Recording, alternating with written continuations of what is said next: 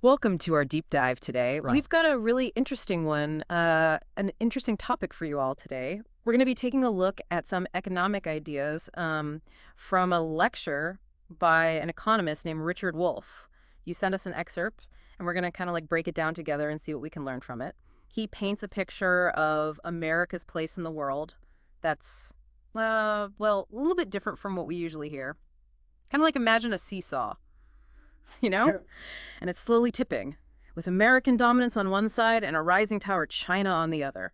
Yeah, that's a great image to start with. And you're right, he doesn't really sugarcoat things.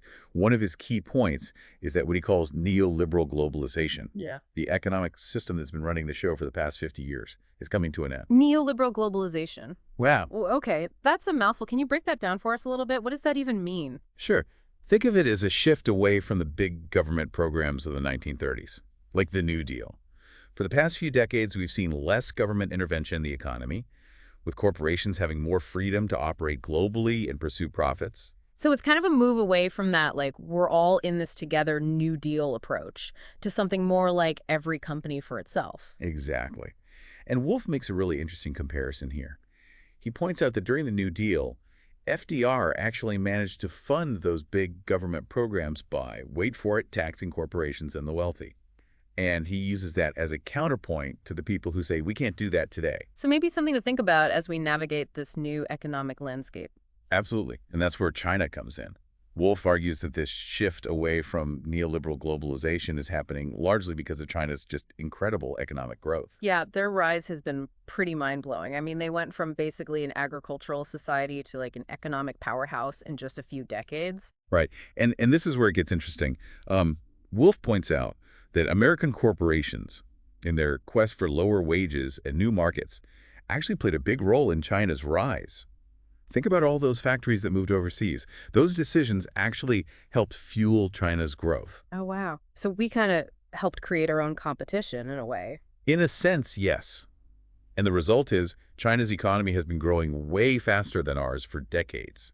Now their GDP is equal to ours, making them a real economic rival for the first time in a century. So it's not just about China catching up anymore. They're a major player. Exactly. And they're not alone. Wolf introduces this term BRICS, which stands for Brazil, Russia, India, China, and South Africa.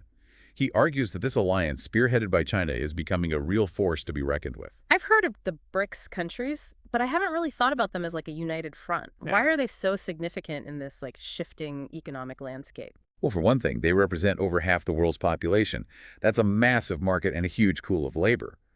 Wolf says they're challenging the dominance of the G7, which is basically the U.S. and its closest allies like Canada, Japan, and the U.K. So the old power structures are being shaken up. That's exactly what Wolf is saying. He predicts that every country and corporation will have to start considering offers from both the BRICS and the G7. It's like having two rival clubs bidding for the same players. That changes the game completely. It certainly does. And Wolf's main takeaway here is pretty stark.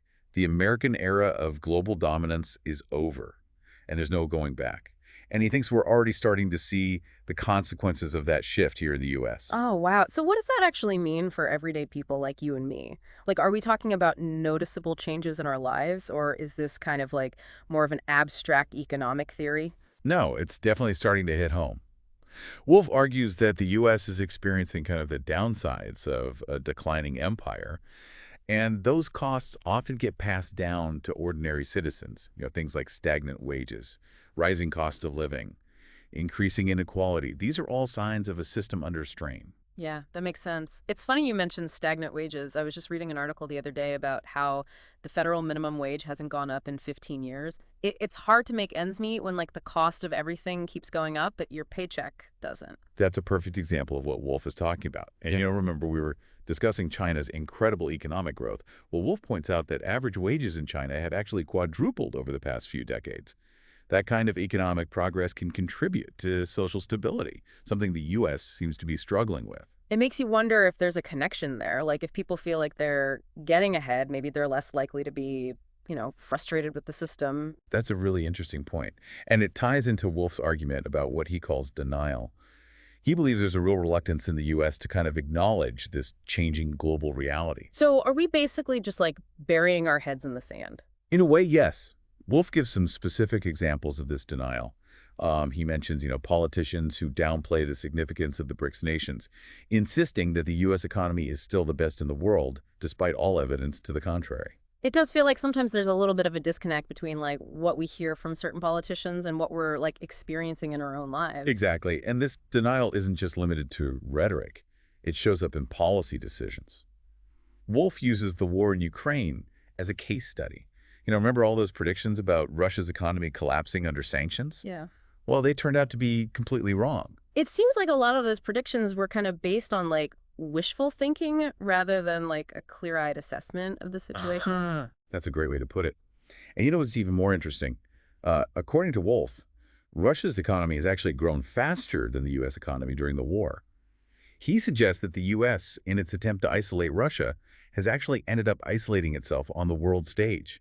It's kind of a paradox, isn't it? The more we try to like isolate other countries, the more isolated we become ourselves. Exactly. And Wolf sees this playing out in other areas as well. He points to the recent situation in Gaza as another example of the U.S. failing to really engage constructively with global events. So if this like denial is kind of leading us down the wrong path, what does Wolf suggest we do instead? Like how do we face this new reality and adapt to this like changing world order? Well, he doesn't really mince words when it comes to his critique of how the U.S. is responding to this new reality. He specifically calls out some of the economic policies being promoted by Donald Trump in his 2024 presidential campaign. I'm curious to hear his take on that. Trump's economic policies had always been pretty, shall we say, unconventional. That's one way to put it. Wolf actually calls them incoherent but effective advertising. Incoherent but effective advertising. That's quite a description. Can you unpack that a little bit? What does he mean by that? Sure. Wolf breaks down what he calls Trump's wall strategy, which has two components: a literal wall against immigration and kind of a metaphorical wall of tariffs against China. Oh, so it's about like creating barriers, both physical and economic. But why does he call those policies incoherent? Well, he argues that deporting immigrants would actually harm key industries, Hmm. like construction, which relies heavily on undocumented labor. And that could lead to even worse inflation, which is already a major concern. Oh, so it's like a short-sighted solution that could kind of backfire in the long run. Precisely. And as for tariffs, Wolf points out that they ultimately end up being paid by American consumers, not the Chinese. So again, they could exacerbate inflation and hurt the very people they're supposed to help. It seems like there's a pattern here. These policies sort of appeal to fear and anger, but they don't offer any real solutions to like the underlying economic challenges. That's Wolf's main critique. He sees these policies as more about scoring political points than addressing the complex realities of a shifting global economy. So if building walls isn't the answer, what does Wolf propose we do instead?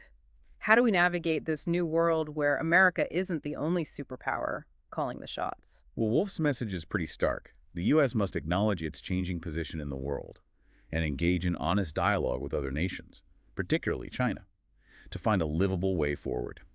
He believes we need to move beyond zero-sum games and recognize that cooperation, not confrontation, is the key to a prosperous future. Yeah, it's a good reminder that we're all kind of interconnected in this globalized world. What happens in one part of the world inevitably affects us all. Exactly. And Wolf uses a really interesting historical analogy to kind of illustrate this point.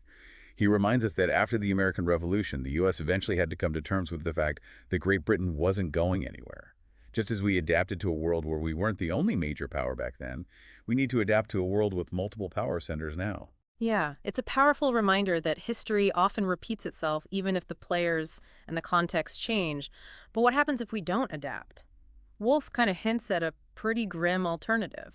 Yeah, he doesn't spell it out explicitly, but he kind of leaves us to ponder what that might entail. It's a sobering thought, Yeah. and it definitely adds weight to his call for a more realistic and pragmatic approach to global affairs. Wow, this has been a really insightful look at Richard Wolff's ideas. He really challenges us to think critically about America's place in the world and confront the realities of this changing global economic landscape.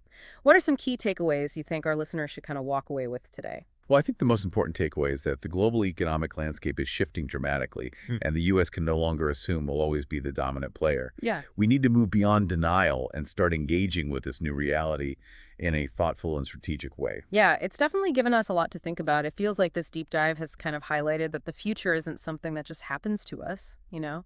We all have a role in shaping it. That's a great point. Wolf's lecture isn't just about understanding what's happening, it's about empowering us to make informed choices.